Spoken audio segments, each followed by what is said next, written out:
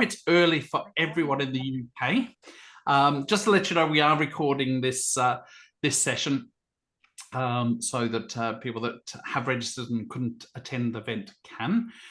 So I'd just like to welcome everybody to today's session as we explore Leading the Listening Organisation, the very new, insightful book from the dynamic trio of Mike Pounsford, Kevin Ruck and Howard Krais. Welcome, everyone. I'm Adrian Cropley, and I'm the founding director of the Centre for Strategic Communication Excellence, and I'm coming to you from Melbourne. You'll notice the Australian accent, and I do talk fast sometimes, so if you don't understand, I will interpret for you later. But it's great to be joining you all for this session and facilitating with these three amazing authors. Now, I know for many of you, it's first thing in the morning, so do caffeine up, as we'll be opening up to questions during our session today as we discuss with the authors. And I want this session to be very much about you and asking the questions, certainly about the book and the topic of listening within organizations. So in a moment, I'm going to get Howard, Mike, and Kevin to introduce themselves, so you get a little bit about their background. And I'll kick off with some questions to get the conversation started while you have that caffeine. Do feel free to pop any questions you have in chat, and I'll keep an eye out for them. And you'll get plenty of time for the open discussion questions about 30-40 minutes into the session. Today's event is 60 minutes, so we've got to pack a lot of information into this one, and I'm very excited about the topic. So let's get into the introductions. And I have to say, I had the privilege of meeting these three guys at an IABC AMINA conference in Bahrain in 2019, as they ran one of their workshops. Little did they know what was going to happen post that year. And it was one of those topics where you guys certainly had me from hello. And I've followed you and your journey ever since, because it's a real topic that's close to my heart as well, having the background in internal communications and leadership. And I was trying to find a way of introducing you three as a trio, but the best I could come up with was the Three Musketeers. But then it led me into one of those really dad joke moments where I said the three must get ears, because of course you need them for listening. And that's about as much as I'm going to do for my dad jokes today, because anybody that knows me knows I'll get into them full time. It's just that age, I'm sorry. But between the three of you, you bring experience from in-house and leadership, certainly from the work you've been doing, Howard, in the corporate world, and years of leadership in consulting and working with some big organizations, Mike, which is fantastic. And Kevin, you're a leader in academia and training and development, and all the work you do in the UK. So I'm not quite sure how you found each other, but I think it was a match that was meant to be. So let me open up now to you guys and get you to just do a short intro of you. I might start with you, Kevin. Well, thanks for that introduction, Adrian, and hello, everybody, wherever you're joining us today. So yeah, I'm Kevin. I'm the co-founder of PR Academy. For those of you who don't know, PR Academy is the largest Chartered Institute of Public Relations accredited centre. So we teach all of the CIPR qualifications, and I sort of designed and I lead the internal communication diploma that we teach at PR Academy. So yeah, I've got a broad background. I had 30 years of in-house practice, but more recently, I've got into research, teaching, and writing. Great, thanks for that, Kevin. Howard, why don't you go next? And we need to unmute first. So apologies, they were falling at the first hurdle. Morning, everyone, or good afternoon, good evening. And I think I've seen in the chat we've got someone from New Zealand and a couple from Australia. So hi, Louise and Kai as well. And it's great to have, and Romania and Hi. So it's just great to have people from all over joining us. Really fantastic. Look, it's just so exciting to be here. And you know, my background is largely in-house until about a year ago. I was working in big companies in sort of those typical sort of senior internal comms change type roles. And then about a year ago, just over a year ago, last week was a year as anniversary actually, that Anne-Marie Blake and myself set up a business called True. So really looking, you know, at how we can work with businesses through people change, through engagement experience type issues. And so we just celebrated our first birthday, and this listening work is just you know, it's a perfect companion, I guess, to how we think and our principles in True of how we sort of think about people and to change. Brilliant, and happy birthday to you and Anne-Marie for a year in True. Fantastic. And Mike, welcome. Hi, thanks, Adrian, and thanks to everybody for joining. You know, whether it's early in the morning for you or late in the afternoon, really appreciate you being here. And also thank you, Adrian, for agreeing to host the session. My name's Mike Pounsford. I set up my own business called Curavel 20 plus years ago. I work in organization development and change, but I have a big focus on communication and help clients in the private, public, and third sector with how they communicate their strategy with their employees. I've always been interested in listening. It goes way, way back from when I originally worked for Willis Towers Watson in what was a nascent employee research practice years ago. And listening has always been central to what I do. And if you're involved in change, you can't do that unless you're listening to people, whether it's the leadership group or the employees. So it's absolutely core to what I do. Brilliant. Thank you so much for that, Mike. And thanks for the three of you for actually putting a publication out there that's a topic that's obviously very popular. So for those that have just joined us, we're going to kick off with some questions of our wonderful authors, talk a little bit about the book, what inspired them to write the book. Now, as questions come up for you, please do put them in chat because I'll defer to the questions in chat. However, in about 30 minutes time, we'll open up to open forum, and given everybody's got their videos and mics, we'll be able to open up and get you to ask the question. So I'll keep an eye out on chat, and welcome to the truly global audience that we've got today. So let's get into the conversation. I'm going to start with a really easy one, and that's, why did you write the book? What brought you to this moment of writing the book? And I'm going to hear from all three of you on this one. Shall I go first? You go first, Mike. Yeah, I just, well, actually, hats off to Howard, because Howard, about 5 years ago, we were in Copenhagen in what was an open space session, like an unconference type event, with a lot of communication professionals, and Howard said that he thought it would be good if we talked about listening, because there's too much emphasis on communicating at people rather than how do you involve and engage people and listen to people. And so it was your question that triggered this whole thing. It resonated for me. I know it resonated for Kevin too. So that's where the original idea came from. Yeah, it was an IABC event. The days before EMENA, it was Eurocom in those days, which Mike Klein was organising, and so yeah, that's where it started. And we produced. So we came back to London. We thought, well, maybe there's some work here. And we did some small scale research, I think it's fair to say, and we produced a report on the back of that. And the reactions to that report was good, and that encouraged us to carry on. And we did some work on. Working with the IBC Foundation, actually, we did some work, you know, with some Gold Quill winners, some serial Gold Quill winners, to look at what good practice looked like, some good stories about where listening was being used successfully.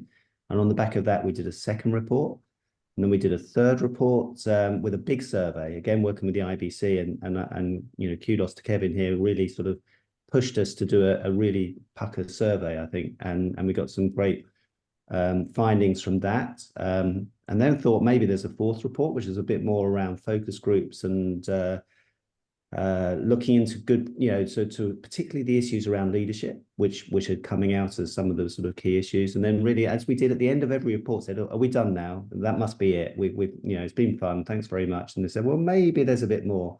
And after the fourth report, you know, the suggestion of doing a book.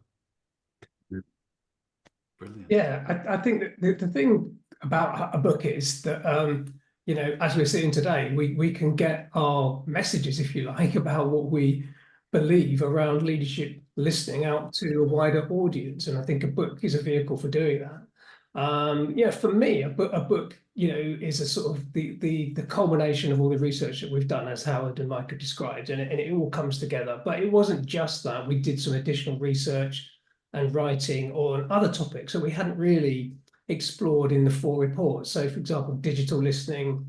There's a whole chapter on employee resource groups and activism, which I think is an interesting dimension, which actually hasn't really featured that much in the reviews, to be fair. So if anyone's got any thoughts or comments or questions about ERGs today, then I'll be really interested to hear them. But yeah, no, the idea is the book comes together, it brings everything together, and it really raises the topic of putting listening at a leadership level. And I think the other thing is there's been a lot of work done over the years. It's been called employee voice. So you may have come across the term, and the HR sector, academic HR people have been doing stuff around employee voice for many years now. But we felt that there was a gap in putting that employee voice, sort of switching it, if you see what I mean. So the emphasis is not on employees speaking up, which employee voice infers. The emphasis is on leaders listening. So that's why, actually, the term listening is fairly new. But we wanted to, some people have called the book, what do they call it? I think one person said it's subversive, and another person has said it's an activist book, which we never set out to write. But in many ways it is, because we are saying to leaders, you've got to think about how you listen. So that's what I think the book helps us to do. And it's really funny because it felt like the penny dropped when you started talking about this topic of listening, because as you said, all the research was talking about, doing passive listening, which was surveys within organizations, and employees should have a voice, and this is what activates employees. But nobody really talked about the other side of the equation, which is, well, actually, there's an activity that is called listening, and it has this amazing impact on the organization. So let's unpack some of those impacts. Mike, I know, look, research was the big thing within the book, and I know that all of you contributed for many years to the research of this book, and you went to a number of sources. You were talking about the IBC case studies before, organizations that you spoke to, but there was some really interesting information that came out of your listening sessions. And Mike, what were some of the big things that came out of the listening sessions that you ran? Was there any aha moments that you recollect as you had those sessions? Well, I think, I'm not sure if it was an aha moment exactly, but I remember the very, very first thing when we were in Bahrain. You were there, Adrian, at the time. Almost a number of different groups talking about some of the challenges around listening, and everybody's saying, we're kind of, it's become just conducting surveys in organizations, and nothing ever seems to happen from it. It seems to be more about departments scoring themselves against each other rather than actually using it to improve the way we work, and or using it as a way of making people feel like they've been heard. So that kind of lip service to listening thing came through very strongly. And so that sort of, how do you actually help people respond to what it is that we're doing, and how do you make people feel that they're part of this, was, if you like, one of the biggest challenges that came out right at the start. And then as we delved into it a bit more, one of the things that struck me, I remember, was when we did that global survey you were talking about earlier, how the influence of the senior leadership within an organization was far higher than the influence of managers. Although most listening happens on an everyday basis when you're talking with the people that you work with in your teams, actually the thing that correlated with performance and using listening to improve performance was much more about people's perceptions of the senior leaders. And then when you got into which struck me as a key insight, and then as we got further into it, one of the things that struck us was that while, as you said, Kevin, it's not just about speaking up, it's about listening up, and how do you help leaders to listen up, creating a safe places for people to feel free to talk. actually one of the challenges is actually that's quite a challenging thing for leaders to do as well. It takes some courage, to stand up in front of a group of people, talk about changes that might be unpopular, and be open to any challenges that people might have. So this whole thing around psychological safety isn't just about creating a safe space to talk up. It's also about supporting leaders and managers in that process. And another key thing that came up from the research, and hats off to a lady called Elizabeth Williams, who helped us do some research into leadership education, who highlighted that actually there's not very much attention paid to helping develop leaders' listening capability, not so much at an individual level, but at an organizational level. It just doesn't feature much in organizational education and management education. So some pretty important things that came up, I think, from the research. Yeah, there's some great themes that came up out of that research. And as I was going through the book, I'm going, wow. For me, there was an awful lot of those moments where I'm looking at this and going, yeah, there's so many opportunities for us as communication professionals as well to actually help support organizations in that listening. And we'll get into that one a little bit later. But Kevin, there was some great stats around generational listening as well in the book. One of them was 54% of those who feel valued, and these were in the Z generation category, felt included and empowered at work, feel that way because they're heard by leaders. And those who felt heard by leaders were 30% more likely to say that they had good work-life balance. Interesting stats when we looked at it from a generation. It opened up a question for me around listening across generations within organizations, and what's some of the things that we need to consider when it comes to listening to the different generations. What informed you to the thinking around that one? Well, I think the whole generation thing is a very interesting debate, and I think, of course, different generations have different expectations, and they come into work with different backgrounds. But underneath all of that, there's a human fundamental. Despite what generation you may come from, when you go into the workplace, this crosses generations. That you want to feel like it's a place that you feel like you belong, and part of feeling like you belong somewhere does include the way that you are asked for your views or suggestions, where you feel psychologically safe in raising those. But I think about generations, I think now more than ever there's an expectation that organizations do listen and listen carefully to what people have to say. And that comes from society, I think, as well, broader societal kind of like expectations. So I think there's a bigger responsibility for leaders to ensure that they do listen to all generations, not just generations. Of course, we come back to employee resource groups. If you want your organization to be inclusive, as I hope all leaders do, then you need to listen to every group of employees in your organization, and you may need in some circumstances to set up a specialist employee resource group for certain groups of people. And now there are challenges around ERGs, we might come onto them, and they don't always work, okay? But in principle, that is a way of giving a voice to particular groups of people inside your organization. So it's complex, it's tricky, but underlying everything, whatever the generation, there's a fundamental desire, where I believe when people go into work, that they want to feel like it's a place where they belong and a community. Yeah, very much about that connection, isn't it? And it's interesting to see how that plays out with the different demographics in our organizations today, because I think there is that fundamental need, isn't there? Howard, I love the quote in the book, "We're in a new listening age." What's driving that new listening age?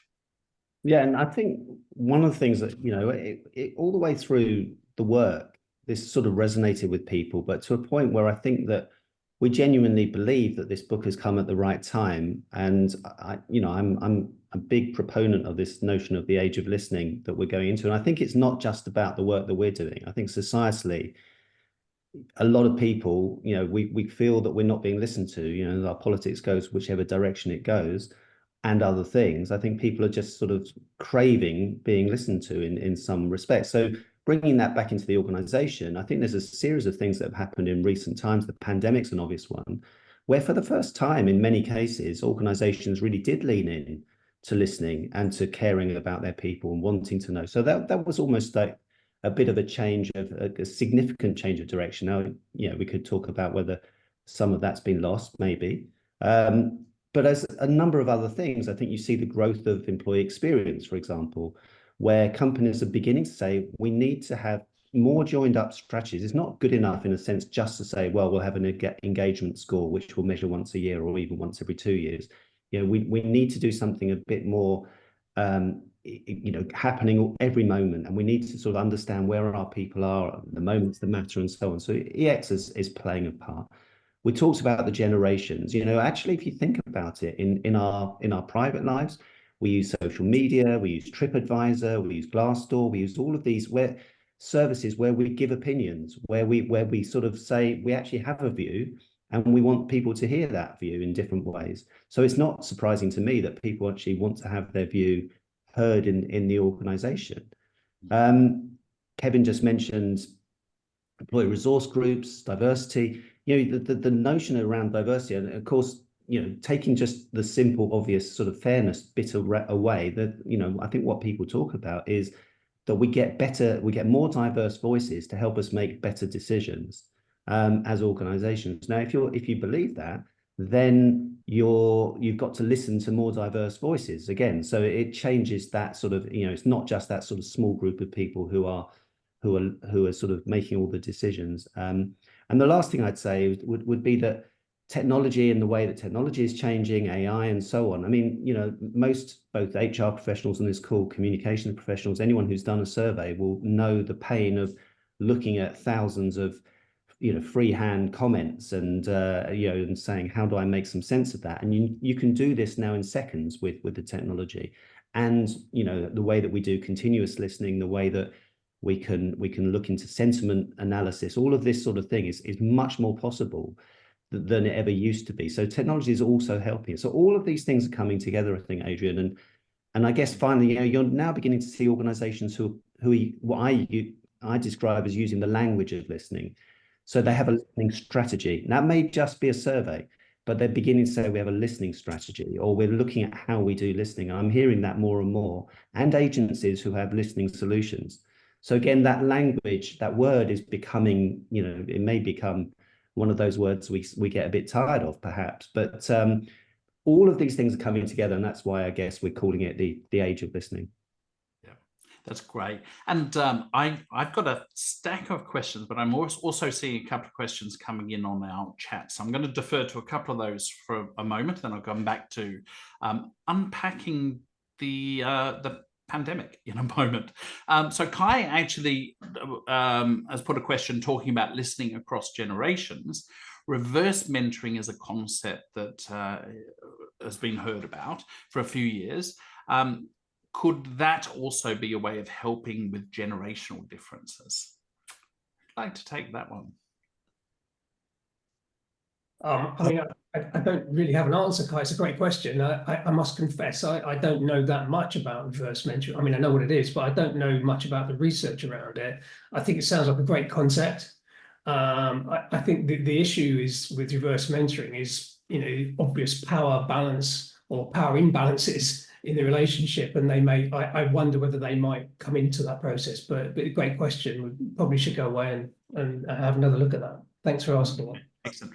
We might be able to discuss that a little bit. Sorry, Mike, you were going to make a comment there. Well, I was just going to, like Howard, I mentor people, so I have experience with that. I don't have experience of putting in place reverse mentoring for organizations, but the idea that we can learn a lot from people who are coming from a very different perspective from us, who have a different view of the world, is central to what we're talking about. You know, reverse mentoring, essentially, one of the key things that I've learned just in my mentoring experience is how much I learn from how other people are seeing things, you know, and they do tend to be people who are younger than me.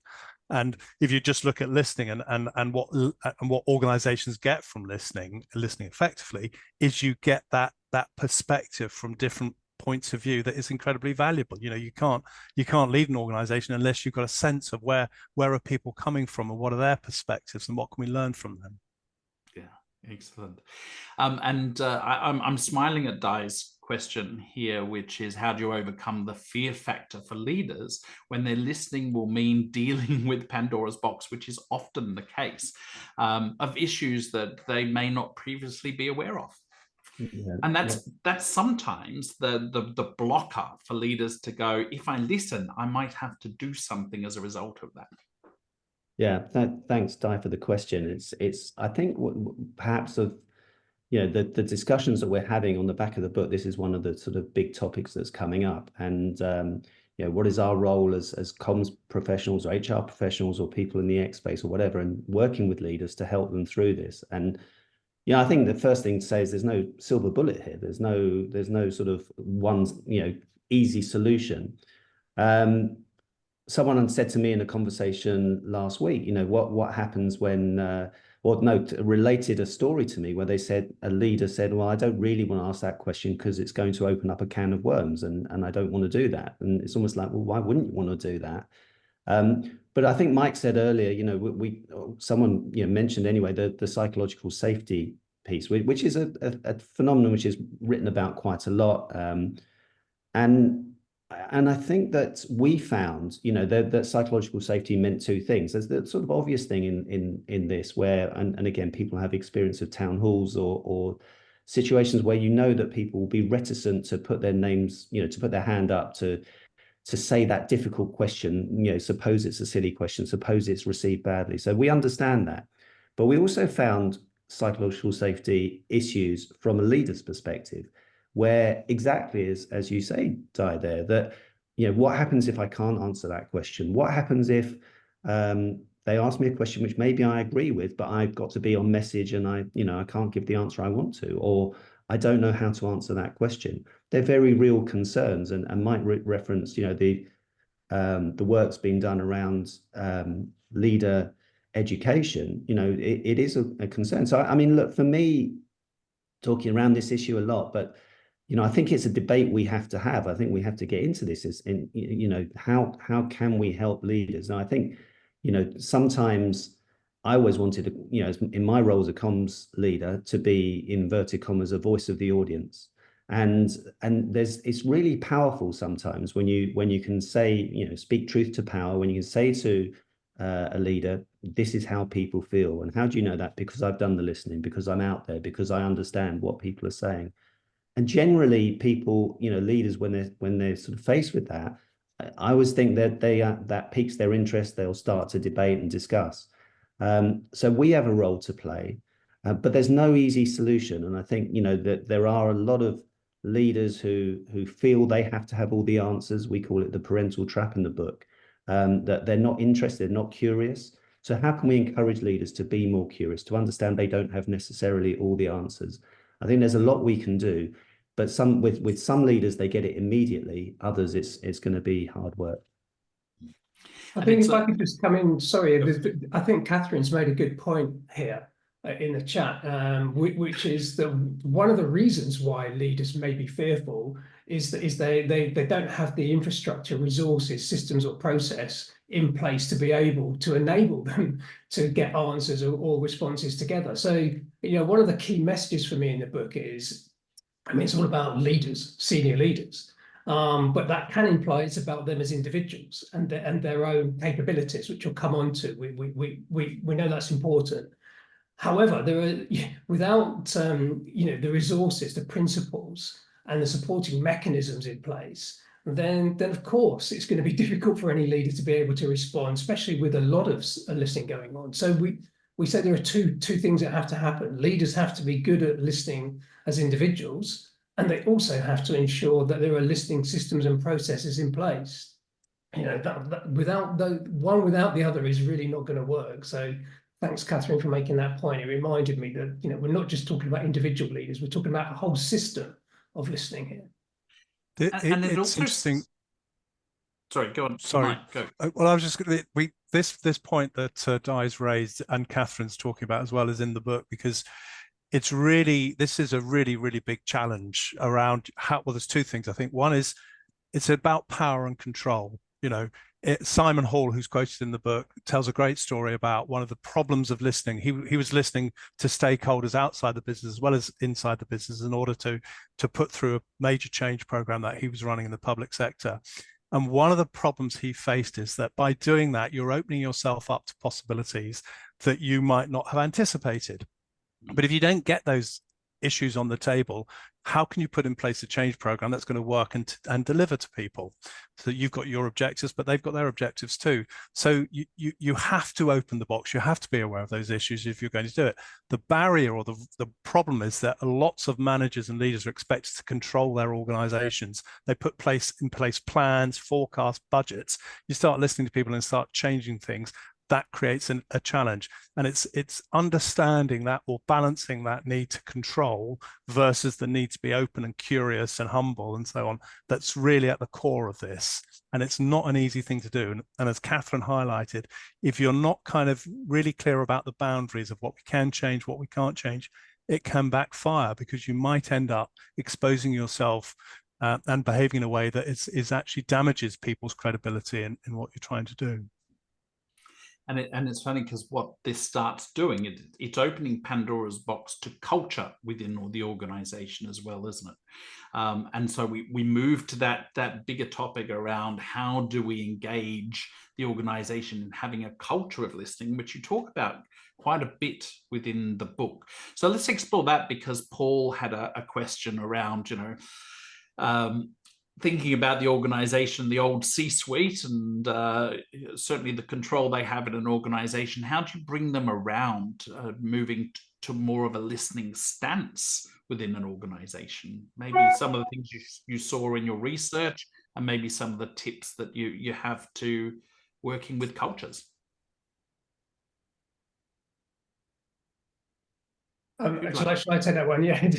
So thanks, Adrian, for the question. And I think it's just to kick off, we do make a distinction between culture and climate. And as a sort of an academic, you may expect me to be kind of picky about definitions, right? But I expect it, Kevin. Thank you. It's quite an important distinction, I think. So culture is, everything that goes on in an organization. It's a big thing, and obviously we do talk about culture change and organizational culture a lot. So I understand that.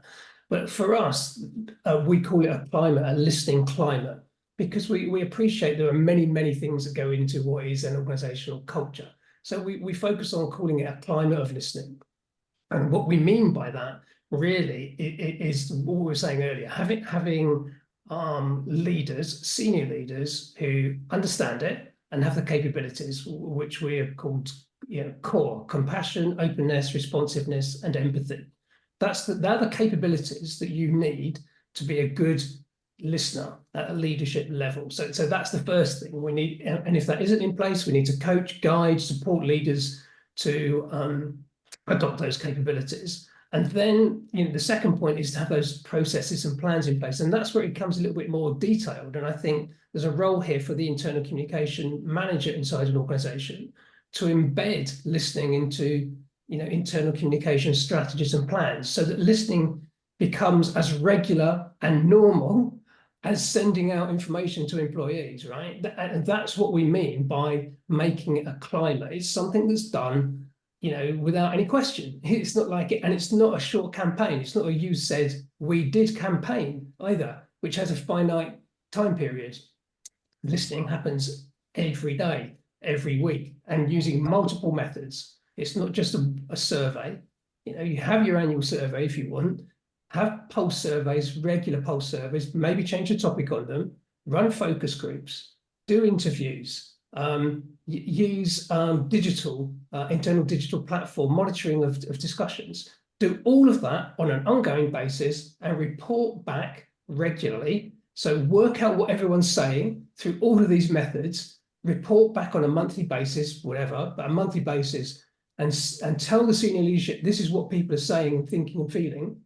And then that builds into a process where senior leaders consider and then respond. And it's not like they're going to have to act and do everything that employees are saying should be done, right? It's that they are considering it and demonstrating that they have acknowledged and thought about what employees have said, and then responding back to them in due course of time. Not everything can be done immediately. There may be things that come out of it that take time, but it's explaining that process back to employees on a regular basis. So that's kind of what we mean by a climate of listening. And to be brutally honest, I don't think many organizations are at that point where they're doing all of that stuff. There are people who are doing some very good work on listening, I have to say.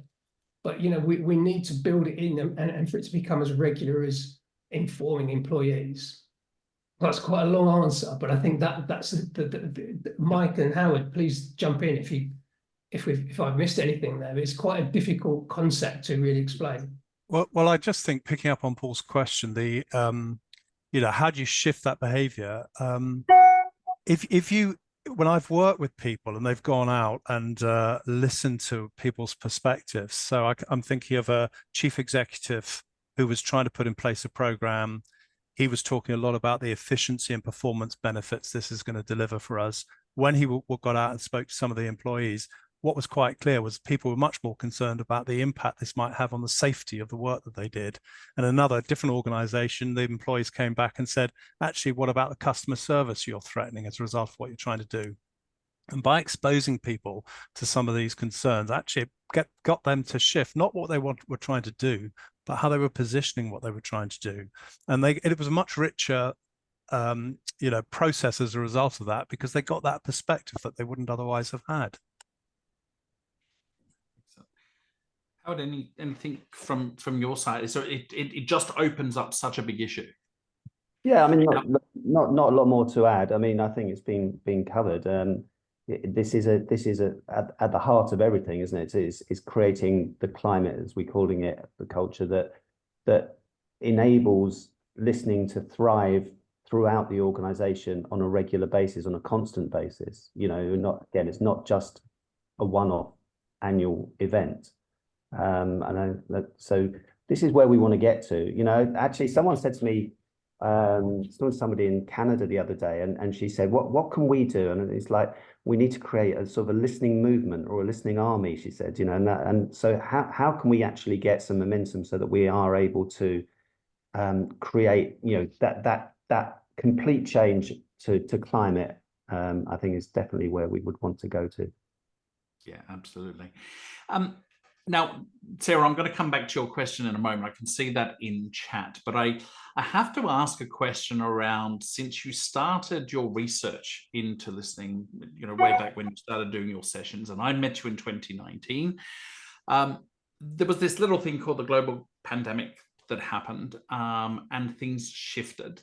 But how much did this shift in terms of the landscape of listening? What were some of the changes you saw as you were doing your sessions pre-2020, and we went into lockdowns, and people were online? And I have to say, full disclosure, I'm still having psychological issues because I see Zora's online here. We're in Melbourne, and it wasn't just for the first few months of 2020, which is in the book. We were in lockdown for almost 2 years. So psychologically, it changed. But what did you find? What were some of the things that you saw the pandemic had in terms of either advancements on listening or better listening, or did it go the other way? I think go on, Howard. You go ahead, Howard. All right. Well, I'll just kick off. I think that we saw that organizations did start to lean in and look at the well-being of their employees, and this sort of concept of lockdown meant, as we moved online en masse, that there was a really clear move that organizations were concerned and and keen to sort of check in on how people were feeling, how they were doing, that how they were sort of coping with the sort of situations that were happening. And there was quite a significant move, I think, in that sense. I think what's interesting is, it's partly that happened, I guess, because other options weren't available. And what's interesting is how much of that has continued. And I think sometimes in some of these things, and particularly if you're talking about climate or culture change, in my view, you take 2 steps forward and 1 step back at times. So I'm not too critical that maybe we've lost some of that, because as we changed, whether it's to hybrid or back into other working situations or back into the office or whatever, things are constantly evolving and changing. But I do think that, for a lot of people, both in terms of leaders and those in organizations, that was a very different moment. And I'd like to think, I don't have the sort of complete view of this, I'd love to hear from other people, that we've retained some of that at least. This sort of focus you see on mental well-being, for example, wasn't there before the pandemic. And I don't know that you could definitely say it's a cause and effect, but it's one of the things I'd like to think that, has stuck around and is growing, and there's more appreciation of. So I think there are things that we can say we have moved forward in how some of these things have stuck, but it's, it was a very interesting period and led to some sort of very sort of, significant changes. Yeah, there's definitely been a shift, hasn't there? There's much more focus on well-being and concern about whether it would have happened anyway, I don't know, but the pandemic definitely accelerated an awareness of the importance, as we went through this kind of weird phase of lockdown, of the importance of well-being and concern for people, and the importance of listening to people to support them through that process. And paradoxically, we seem to become more human when we all kind of disappeared and started working from our homes, because not all of us, but many of us did, because much more attention was paid to creating opportunities for people to talk about how they were feeling. And as Howard says, I hope, but I'm not sure that's going to continue. I hope it will. And so I think the jury's out in terms of that. And just on the whole hybrid point, Joe made an interesting point about, are there examples of where, you've used listening to shift the way an organization is operating? Yes, there is an example specifically thinking about how we respond to hybrid. So I remember working with an organization that has, about 4 or 5 months into the pandemic, thought, my God, we are learning so much about how we can be far more effective and efficient, because we've managed to deliver all these difficult things, yet we're working in a completely different way. And they conducted a listening exercise with about 100 people, including some of their employee research groups, to look at what are the lessons that we've learned from this, this sort of the burial of presenteeism. And it generated a whole series of suggestions for the leadership team about how we can bottle the goodness of what's come out of this way of working. So it was a great example of it, and it really shifted the leadership's perspective of how we can learn from the things we've managed to do working in this new way. And I'm going to go to Sarah's question now, because I think this is a topic that we really do need to explore. And she's interested to hear more about the chapter on employee resource groups and activism. Explain that a little bit more, and the role that has in listening within the organization. I can take that with us. I think it's something that we came across during the research, and we were conscious that there's employee resource groups have had a bit of a checkered history. So there are examples where they've been set up and haven't really achieved the aims that the group had hoped, for various reasons. So what we did is I actually spoke to a guy called Simon Fillery, interviewed him. Now he's inclusivity consultant. And so he's seen them work well, and he's seen them not work very well. So an employee resource group for him, I just going to quote him from the book, because he's got some tips for successful ERGs. Make sure they're resourced. So the organization has to believe in them and give them the adequate resources they need. Make sure you get executive sponsorship from people who can really help drive change. Get your support in from the communications team and the HR team, and develop, this is a key point I think has come out, develop guidance on best practice and develop a clear framework of what can or cannot be done. And I think those are good tips, for anyone interested in setting up an ERG or wondering how to make them work a little bit better. And the chapter does also include quite a detailed interview with a guy called Tristan Lavender, who works at Philips, and he set up a neurodivergent ERG at Philips. And which has been very successful, and he explains the whole process of setting it up and working through what was required to make it really work.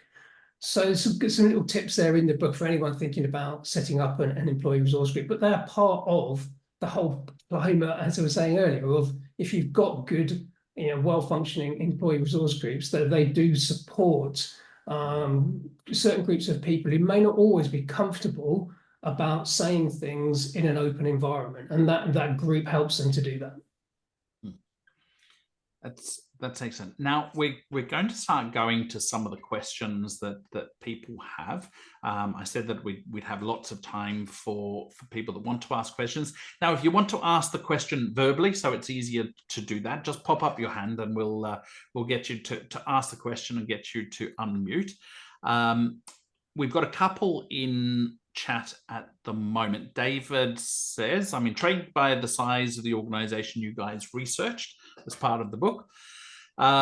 He says, my twilight career finds me in a senior role in a small profitable family with a very smart owner. They play lip service to staff views, but then the benevolent dictator, it sounds like it's an interesting organization, David, management style kicks in. Is this common in smaller businesses versus the larger businesses that you researched? We mainly research larger businesses, but we did look at small. I can't remember, Kevin, you might remember, but anyway, there was a spread of organizations, but mostly larger or medium sized. But just from personal experience, if you get a small organizations, entrepreneurial or ones that have been going for a while where they haven't particularly grown, tend to be driven by people who are very clear on what they want to achieve. Often listening processes are very informal in those kinds of organizations because they're small. But it's when you, so I'd say what you're describing is quite common, David. And hi, David, thanks for the question. But I as you get bigger, we're now into the things Kevin's been talking about. You just need to start putting in place some of those more formal systems and processes to if you're going to go from that small scale to the large scale. And it might be a fact that it matures over time as organizations do grow, because I've had similar experience in small organizations and family run by the sounds of the comparison there. And it's exactly that kind of behavior. And in fact, sometimes you see it instilled as the values of the organization is we listen and we empower our employees, and all the behavior in the management team is very much about shut the conversation down and let's not listen and let's just tell you what we need. It brings up the topic around then how do we demonstrate that value to the bottom line of the business? And that's something you explored in the book as well, is the powerful impacts listening has in organizations. Just unpack that for us. What's some of the things that you found in terms of bottom line impacts? Yeah, now let me kick off, and the other guys will jump in. I'm sure there's multiple benefits, but first of all, performance. I mean, simply performance. We would argue that listening impacts performance in many ways. We would say if you feel listened to. I use a slide in some of my presentations with two children actually just talking to each other, because listening is something that we sort of learn at the beginning of our lives. We talk to a friend, we want someone to listen to us, and that goes with us, all the way through. We sort of expect to be listened to. So I feel that when you're in an organization and you have something you want to say, you have a view, you have an idea, you have a suggestion, you want someone to hear it and to acknowledge it and to think about it. And if they do, you actually feel good about it. You feel that someone's listened to you. So your engagement, if we call it engagement, or trust in the organization, or all of those sort of things that we look at as communicators and HR people, you feel good in terms of those things. But it's far more than just around an engagement play. or better employee experience. You know, you can see in the UK, we have the post office scandal at the moment, and that highlights, as we see in many scandals, you know, whistleblowers and people not being listened to in organizations. So from a risk management perspective, actually listen to your employees about what's going on is important. You know, shouldn't you be listening to your people who are closest to the customer, who are talking to customers every day to hear what customers are saying, what they're thinking, how they're responding, even if that means you can give the customer serving people, let's say, better scripts or better messaging or better products to use because of what, you know, what your customers are saying. That seems to me to be a really smart thing to be doing. So you can see that there's, you know, almost in all aspects, you know, there's a whole chapter in the book on listening and change management. You know, we know that change management is not particularly well delivered in most places. There's plenty of stats to that effect, that change doesn't deliver what it promises. But if, you know, listening is a big thing through change, helping people to you know, recognize what change means for them, giving them the space and the time to understand that, to get on board with the change, rather than just telling them, which is what we do, and assuming that they buy our brilliant logic and then just fall into line. We go through emotional journeys.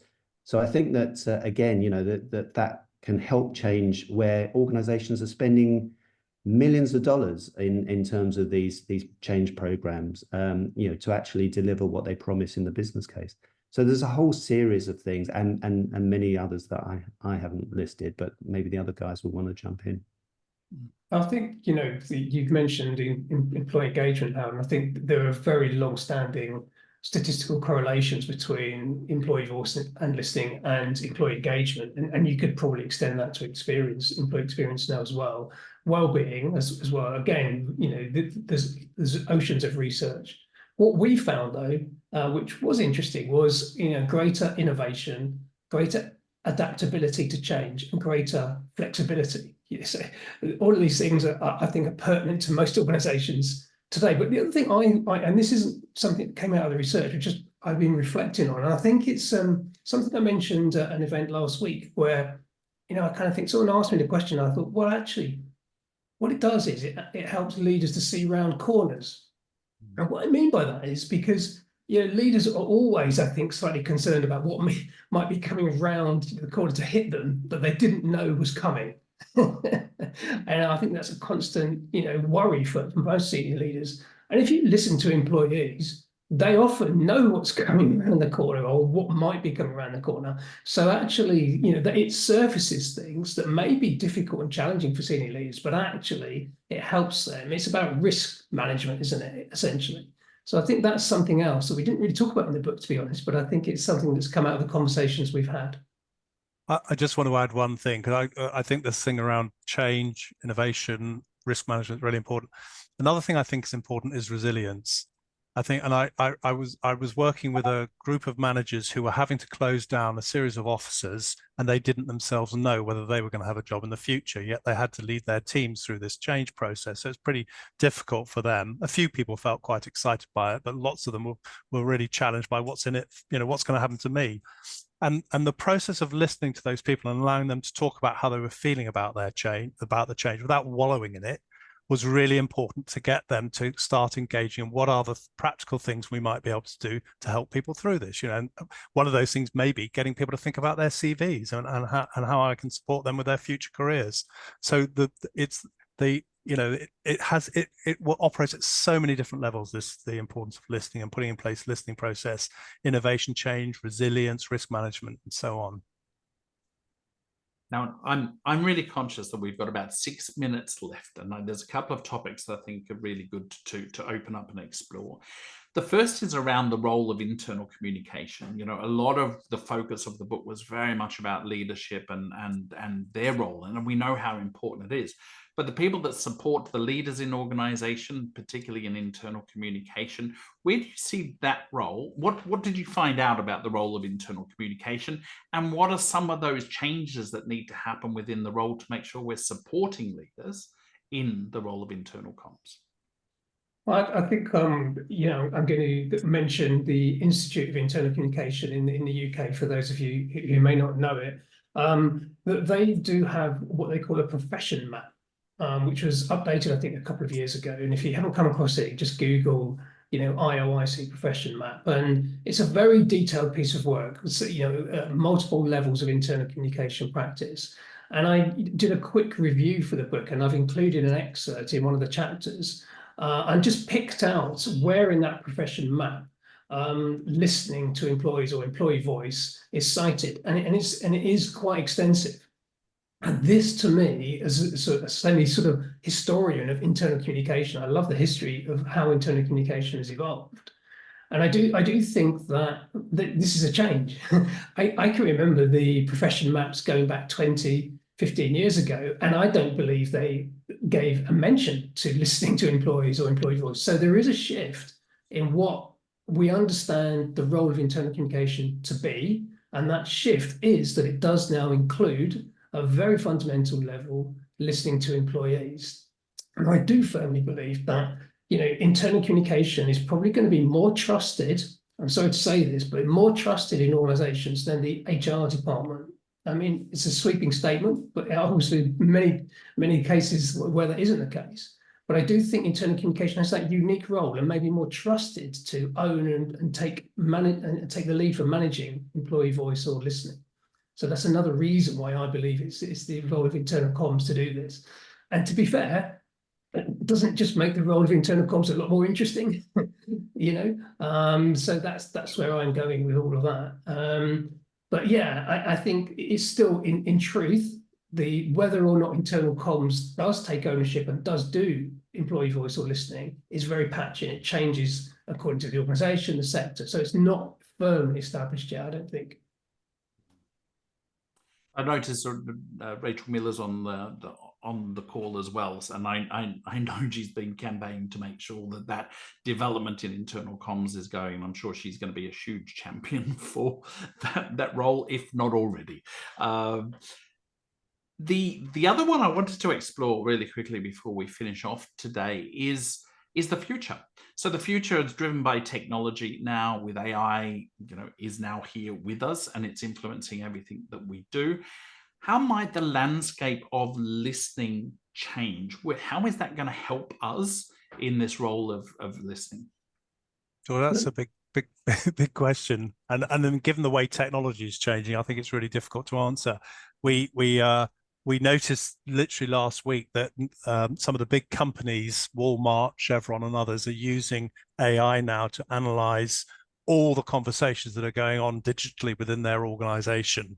So there's an element of surveillance in that. So there's some ethical issues raised by that, but it's done anonymously. But they're using technology to be able to kind of monitor the state of what's going on in their organization by listening in a digital way to what's going on. So there's an explosion in capability that's going on, all these apps and internet platforms and what have you.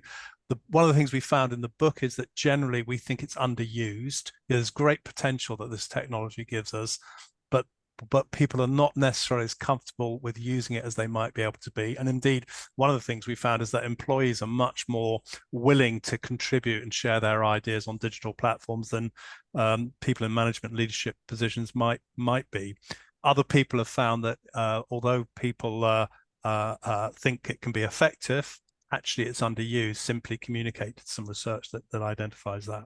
So I don't know the answer to the question, but definitely digital is one of the ways that it's going. But some of the sort of things we've been talking about in terms of leadership and humans and how humans operate in organizations, they don't change as a result of the technology that's coming along. Can I just sort of partly give a quick answer, but also recognize Jeroen's comment as well, which in a sense a definition of listening for me is your voice is heard and you do something with it. There has to be a response. So which I think is the point Jeroen's making, which is absolutely right.